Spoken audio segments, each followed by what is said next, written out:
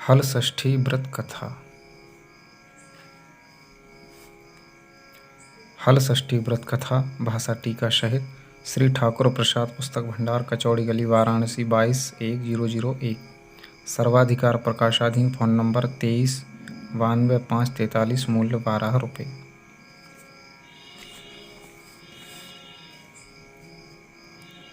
हल षष्ठी व्रत कथा। श्री गणेशाय नमः। हल षष्ठी व्रत कथा भाषा टीका सहित।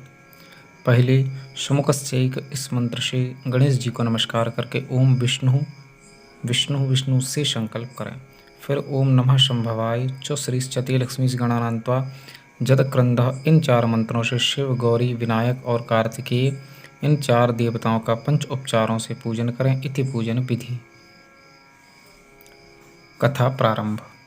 राजा युधिष्ठिर ने श्री कृष्ण भगवान से कहा, हे भगवान देव की सुनो। हे देव, आपने इस पृथ्वी के लोगों की भलाई के निमित्त अवतार धारण किया है, अतएव मेरे ऊपर भी कृपा करिए।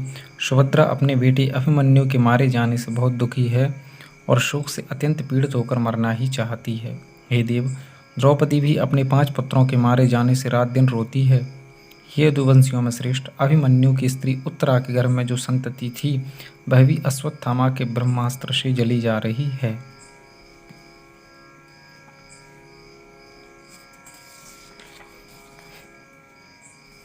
अश्वत्थामा ने अपने ब्रह्मास्त्र से उसके गर्भ को जड़ कर डाला है। अतएव हे भगवान, संसार में माता पिता को संतान के बिना महादुख होता है और पिता भी अपने को तभी धन्य मानता है जबकि उसकी संतान उत्तम, दीर्घायु तथा स्वस्थ हो।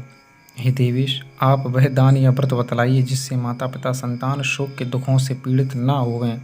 यह सुनकर भगवान श्री कृष्ण कहने लगे, हे राजन, यदि उत्तरा मेरे बतलाए इस अपूर्व व्रत को करे तो इसमें संदेह नहीं कि उसका खंडित गर्भ भी जीवित पाए।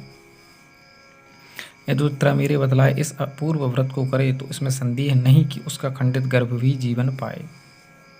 यह सुनकर राजा युधिष्ठिर ने कहा, भगवान, उस व्रत की विधि क्या है? देवता कौन है? वह किस समय करना चाहिए? किस स्त्री के करने से यह व्रत संसार में विख्यात हुआ?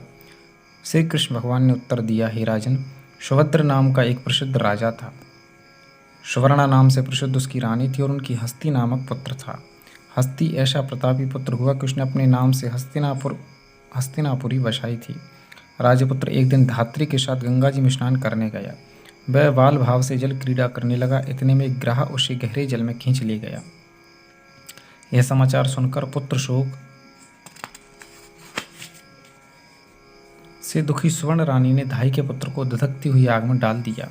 धात्री के पुत्र को अग्नि में डालकर वह अपने पुत्र की याद में विलाप करती हुई अपने प्राण त्यागने को तैयार हो गई और राजा भी व्याकुल होकर आत्महत्या करने को तैयार हो गए।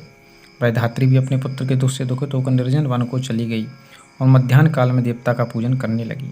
धात्री वहाँ एक सोने मंदिर में पार्वती और गणेश जी सहित शिव जी की विद्युत पूजा करती थी। वह नित्य प्रति पूजन और ध्यान करके तृण धान्य और महुआ खाकर देवता की पूजा तथा ध्यान किया करती थी। श्री कृष्णचंद्र जी कहते हैं कि हे युधिष्ठिर, इस तरह पूजन व्रत करते हुए उसको भाद्रपद मास कृष्ण पक्ष की षष्ठी के दिन नगर में एक अद्भुत दर्शन हुआ, जिसमें कि एकाएक वही उस धाय का अति सुंदर पुत्र पहाड़ के नीचे से निकल आया। उसे देखकर राजा, रानी और सब लोग बड़े विस्मित हुए। उसे जीवित देखकर चिंतित लोगों ने ब्रह्मज्ञानी पंडितों से इसका कारण पूछा। राजा को यह रहस्य बताने के लिए शिव जी की आज्ञा से शिवस्वरूप दुर्वासा ऋषि वहां आ गए।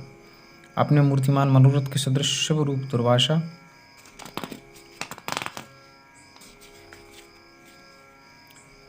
को आया जानकर उस राजा ने अगवानी करके अर्घ आदि से उनका पूजन किया। फिर बारंबार नमस्कार करके यह बात अर्थात धाय का पुत्र जलती हुई अग्नि की भट्टी से कैसे जीवित होगा यह पूछने लगे।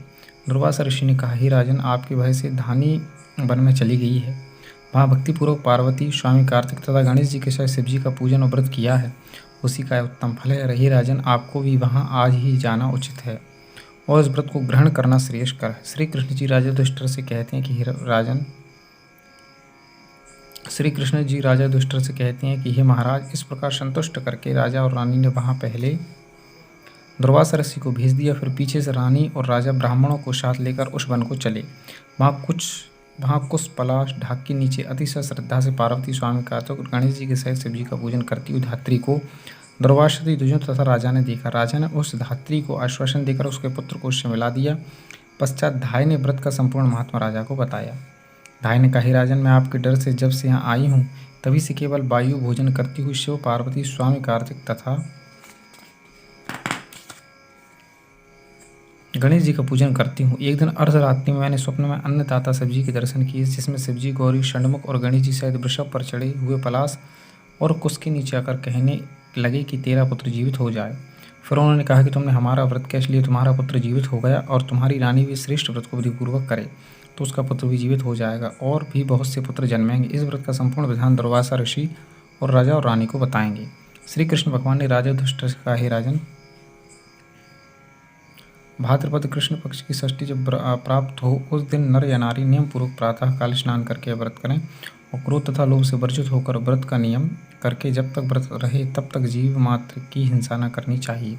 व्रत संपूर्ण करने के लिए जीव पद्धति अर्थात चींटी आदि का मार्ग उल्लंघन न करें और मध्याह्न में मित्रों सहित पुत्र अभिलाषा वाले मन से पलाश, ढाक तथा कुश के नीचे 4 अर्थात शिव, पार्वती, स्वामी कार्तिक, गणेश जी की मूर्ति बनाकर आगे कहे हुए पौराणिक मंत्रों से अनेक प्रकार के धूप, दीप आदि और समय में उत्पन्न हुए सुंदर पुष्प आदि अर्पण करके भावयुक्त चित्त से सबकी पूजा करें।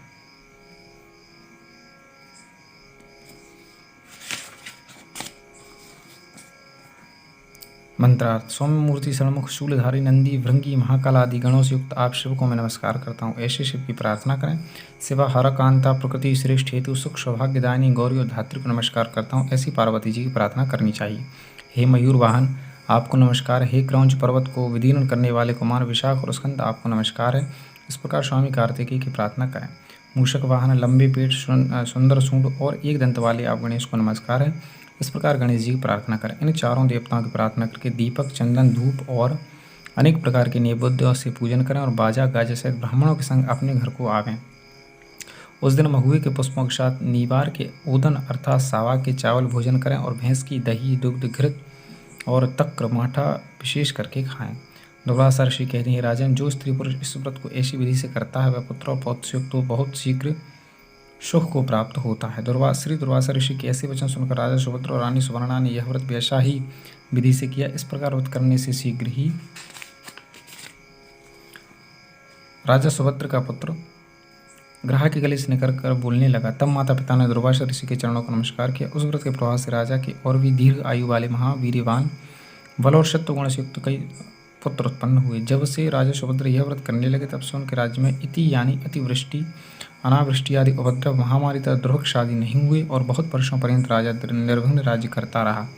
श्री कृष्ण भगवान कहते हैं कि हे राजन युधिष्ठिर, वर वर्णिनी उत्तरा भी यह व्रत करे तो उसके सर्व दुख दूर हो जाएंगे। केशव भगवान के ऐसे वचन सुनकर राजा युधिष्ठिर कृतार्थ हो गए और अश्वत्थामा द्वारा हत किया गया गर्भ इस व्रत के प्रभाव से जीवित हो गया।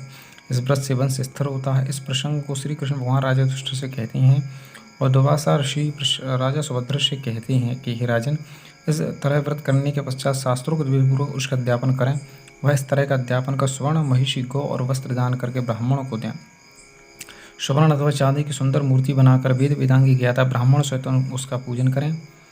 दुर्वासा ऋषि कहते हैं कि हे राजन सुभद्र, विधि जानने वालों में श्रेष्ठ राजा युधिष्ठिर ने उत्तरा से भी यह व्रत कराया।